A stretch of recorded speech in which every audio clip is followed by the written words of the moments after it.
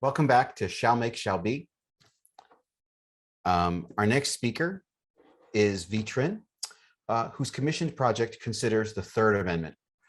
Trinh works in digital and traditional media to examine the relationship between ecological and social patterns. A Vietnamese-American artist based in Washington, D.C., Trinh graduated from the University of Richmond in 2019 with a BA in Visual and Media Arts Practice and Leadership. She's currently an MFA Fine Arts candidate at Goldsmiths University of London. Much of Trin's work is based in and on the internet. Through her interactive digital art, Trinh explores dynamics of power and control, freedom and restraint, and how they manifest in networked media. Themes in Trin's work include aesthetics in ecological emergency, new temporal realities created by very large phenomena, and the contradiction between the internet as a seemingly free and democratic space and the reality of the internet as a site of exclusionary design, extractive corporatization, technologized colonialism, and the perpetuation of white supremacy. Friends, please welcome Trinh. Hi, everybody. It's so wonderful to be here. I'm going to start my presentation now.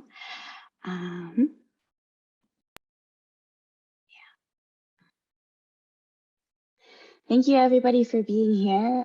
So my project for Shall Make, Shall Be is called Cyber Soldiers and Cyber Houses, and it's based off of the Third Amendment. A little bit about me, first of all, I'm actually currently based in London because I'm in my master's program at Goldsmiths in my first year. But before that, before I talk about the project, I'd like to talk a little bit more about my previous practice and the context that sort of brings to this Cyber Soldiers and Cyber Houses. So my first project, the project immediately preceding Cyber Soldiers and Cyber Houses was a series called the Bunker Series. And the Bunker Series is a series of post-apocalyptic interactive internet art pieces that take place in various bunkers, and players explore these bunkers through various rooms that reveal more and more about the people who built the bunkers. The first piece in the series is called Escape. And Escape takes place in an underground bunker and is based off of Plato's allegory of the cave, and deconstructs exclusionary aesthetics and guilt and responsibility at the end of the world.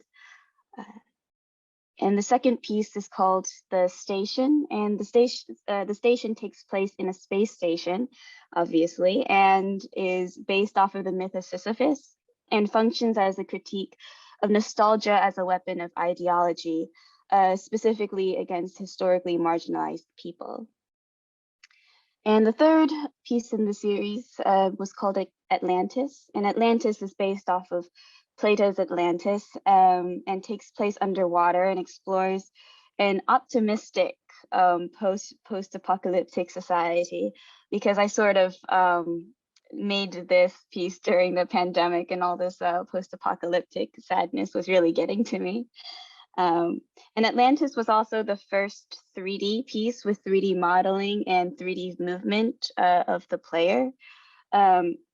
And so all these pieces sort of feature narration from two AI characters that are in conversation with each other and that serve as mouthpieces of their creator's ideology. And so Cyber Soldiers and Cyber Houses, or the Shall Make, Shall Be project that I'm doing, was created with the sort of same form and template, featuring something akin to a bunker and featuring narration from two AI characters. And so the Bunker series was really my first foray into digital interactive internet art. And the series started in 2019. And ever since then, I've sort of continued down this dark path of digital internet art, which has continued actually into both the Shall Make, Shall Be project and this current project that I'm working on that was sort of a direct response to the Shall Make, Shall Be project. So my current series is called Hot Potato Hot Takes. And it's a series of internet-based mini games, and each game is made in under 48 hours. It's very new and it's currently ongoing. And each game is sort of like this very nostalgic point and click sort of flash esque games that all exist on the internet as free and open access pieces. The first game is called The Yellow-Bellied Chicken Beats the Cash Cow, and it's a response to the goldsmith staff strikes. And the staff strikes are against redundancies being made by the administration. And the game features a rubber chicken, a rubber duck, and a striking herd of cash cows. The second piece is called The Algorithmic Dragon Holds Its Own Leash. And actually, this piece is based off of the research that I did for cyber soldiers and cyber houses. And it features a algorithmic dragon, a knight, a competitive leviathan, and a leashed hydra. The third game is called Flop, and it's an effort to fight internalized capitalistic impulses of my own, where rest does not need to be productive, and it features a bunch of rolling rabbits. And the last piece in the series currently is called an NFT called Tyrian Purple, and this game is not an NFT, it is a criticism of the NFT and fraudulent systems. So Hot Potato Hot Takes is an effort on my part, I think, to loosen up the process of making interactive pieces, and not perfect, but done, an effort to shake off stagnancy and to respond with more authenticity and less academic distance. A sort of journal or sketchbook rather than a curated exhibition.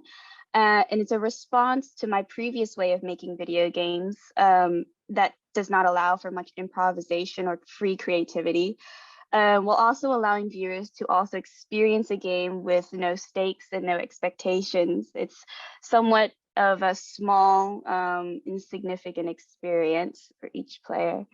And the series was a direct response to the process of cyber soldiers and cyber houses.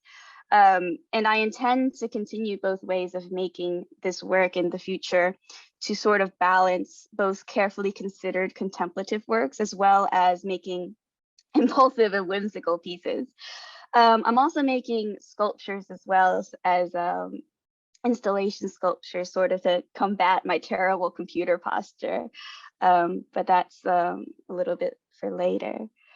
So the actual project, Cyber Soldiers and Cyber Houses, it's based off of the Third Amendment, which states that no soldier shall, in time of peace, be quartered in any house without the consent of the owner, nor in time of war, but in a manner to be prescribed by law.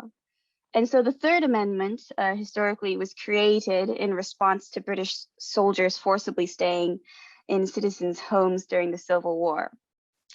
Legally, the Third Amendment is what lawyers, I think, would call functionally useless. So no Supreme Court case has relied on the Third Amendment as the basis for a decision. Sometimes it gets thrown in with bigger ones to fill up the lineup, as in the case of Griswold v. Connecticut, where it was listed alongside the First, Fourth, and Ninth, where the Supreme Court upheld the right of privacy in marriage.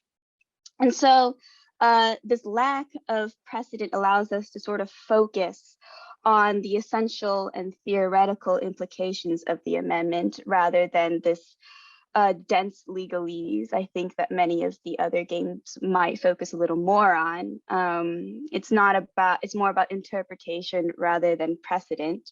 And so what struck me first about the Third Amendment is that it's the only part of the Constitution that deals directly with the relationship between the rights of individuals and the military in both peace and war. And the amendments were written during a different time. So how do we apply these laws to present situations, especially in the case of new technological advancements? Modern war and the modern military have extended, I believe, far beyond the reaches of the original conception of the Third Amendment. And so today, rather than soldiers, we have drones. Instead of spies, we have malware.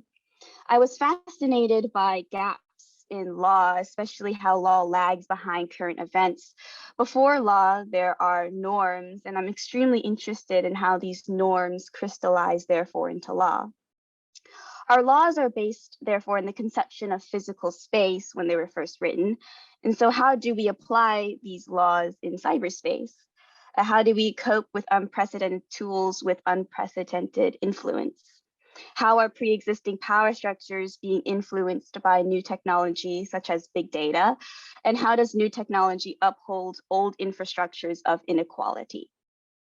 So sort of one of the main pillars of my research and of the project were the three paradoxes of big data by Richardson King. And so they detail three different paradoxes. The first is the transparency paradox, which is an increase of information on individuals without the individual's knowledge. And then there's the identity paradox, which is the movement from identifying the individual to defining the individual. And then there's the power paradox. And the idea is that those already with power control and create newer forms of power that only cement current hierarchies. And this sort of matched with other pieces of information, such as the creation of US CyberCo and the DoD sort of treatment of cyberspace as an operation domain like land, air, or sea. And so these aspects are combining, I think, into these questions of how do we define these different aspects of the Third Amendment? How do we define soldier and house? How do we define consent and war and peace? So cyber soldiers in cyber house is actually the piece itself takes place in a future time after a sort of 9/11 cyber-esque attack. And so this newly created government agency is mandating countrywide cyber surveillance.